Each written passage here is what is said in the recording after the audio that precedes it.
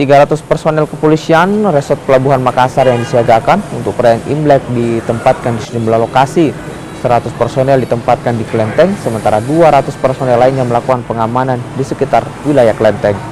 Terdapat 5 kelenteng yang berada di kawasan pembinaan yang jadi fokus pengamanan. Pengamanan akan dilakukan hingga tanggal 24 Februari 2024 mendatang. Kita melaksanakan pengamanan untuk Imlek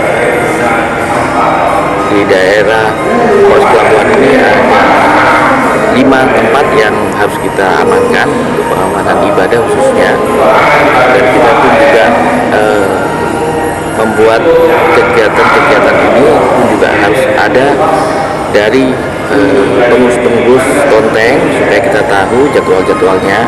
Yang pertama, yang kedua, kita pun juga memberitahu kepada pihak pengurus untuk memberikan masukan-masukan perkuatan anggota kita. Namun anggota kita siapkan sekitar 100 orang untuk yang di khususnya untuk yang di Klenteng, tapi untuk yang di sekitaran wilayah kita siapkan 200 orang.